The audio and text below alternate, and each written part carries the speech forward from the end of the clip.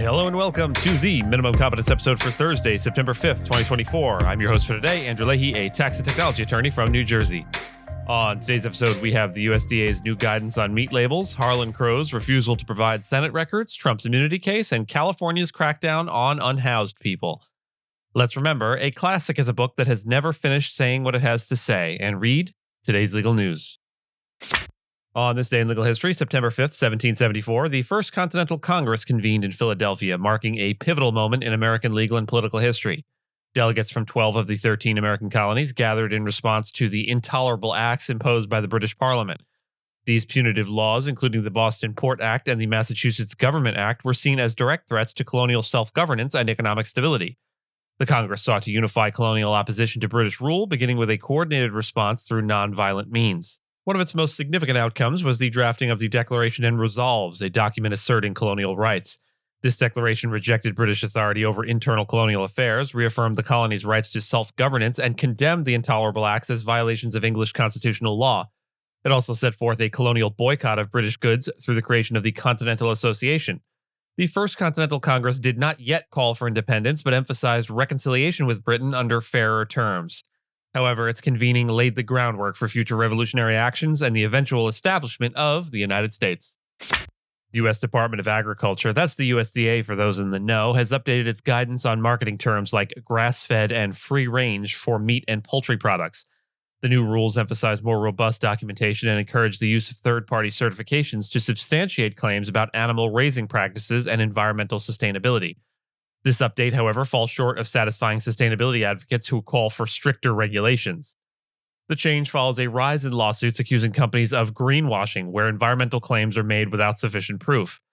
Earlier this year, JBS, the world's largest beef processor, was sued by New York's Attorney General for allegedly misleading consumers about its sustainability efforts. The USDA's new rules aim to create fairer competition among businesses, making genuine claims and help consumers trust the labels. However, some, like the American Grass-Fed Association, argue that these guidelines should be mandatory rather than voluntary. Critics, including PETA, remain skeptical, stating that meat and dairy products can never be truly sustainable. Meanwhile, businesses are awaiting further clarity from the Federal Trade Commission's upcoming update of the Green Guides, which provide broader advice on marketing environmental claims. Harlan Crow, a prominent Republican donor, has refused to provide the Senate Finance Committee with financial records related to private yacht and jet travel involving Supreme Court Justice Clarence Thomas. The committee, chaired by Senator Ron Wyden, a Democrat from Oregon, is investigating whether Crow improperly claimed business deductions for personal trips taken with Thomas. The inquiry follows revelations that Thomas took additional undisclosed trips on Crow's yacht. Wyden emphasized that the committee seeks to understand the extent of Crow's undisclosed gifts to Thomas in order to inform potential legislation. Crow's attorney, Michael Bopp, responded by calling the investigation abusive and unlawful, accusing the committee of using Crow's friendship with Thomas for partisan purposes.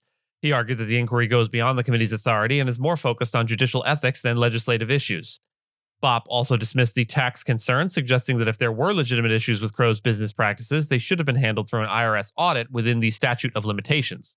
By way of reminder, Harlan Crow, you will remember, is the clown that I wrote about last year and whose dubious financial dealings continue to make headlines. In addition to his close ties with Justice Clarence Thomas, Crow has been linked to offshore tax havens through his company, Crow Holdings, which holds accounts in the Cayman Islands. This is just one example of the ways billionaires like Crow use cash ports, a term I attempted to coin to describe citizenship by investment programs that grant passports from countries like St. Kitts and Nevis, known for their financial secrecy. The term went nowhere, but happily, scrutiny of Crow continues. These cash ports allow the wealthy to obscure their assets, evading U.S. taxes and potentially funding criminal activities under the guise of legitimate investment. Tax shelters like these rely on high-profile, quasi-legitimate users like Crow to maintain political and economic standing, despite connections to organized crime and other risks. If we aim to curtail these activities, both transparency measures and strict penalties for tax cheats must be pursued aggressively. Crow's offshore dealings further complicate the public understanding of his financial gifts to Thomas, highlighting the need for a stronger judicial ethics code and international financial transparency. In the ongoing legal case against Donald Trump over attempts to overturn the 2020 election, a U.S. District Court hearing will take place to determine the next steps after the Supreme Court's recent ruling on presidential immunity. Trump has argued that his actions were part of his official responsibilities as president, seeking to dismiss some charges under this immunity. The court found that Trump cannot be prosecuted for pressuring the U.S. Department of Justice, but other charges, such as using false claims of voter fraud to subvert the election results, remain. Special counsel Jack Smith aims to push the case forward while Trump's legal team seeks to delay proceedings until after the 2024 presidential election. Trump has also raised concerns about the legality of Smith's appointment as special counsel, mirroring a successful challenge in a separate case involving classified documents. Judge Tanya Shutkin will weigh these competing proposals in deciding how and when to proceed with the case. In response to the growing homelessness crisis, California cities like Palm Springs are increasingly turning to police enforcement, emboldened by a recent U.S. Supreme Court decision that upheld camping bans. Palm Springs, traditionally known for its progressive policies, passed a law in July expanding police authority to arrest people for sleeping on public property. The city's action reflects a broader trend across California where 12 cities have enacted similar camping bans, citing the Supreme Court ruling. Despite spending over $20 billion on housing programs, California's homeless population continues to grow, with an estimated 180,000 unhoused residents. Critics argue that criminalizing homelessness is counterproductive. Experts emphasize the need for deeply affordable housing and warn that police crackdowns alienate the homeless, complicating efforts to provide outreach services. Palm Springs Police Chief Andrew Mills supports compassionate enforcement, but does stress the community must take action to address the crisis. Meanwhile, some cities, including Los Angeles, are resisting police crackdowns and exploring alternatives like sanctioned camping spaces. The debate continues as advocates push for long-term solutions that address the root causes of homelessness, such as rising housing costs and wage stagnation.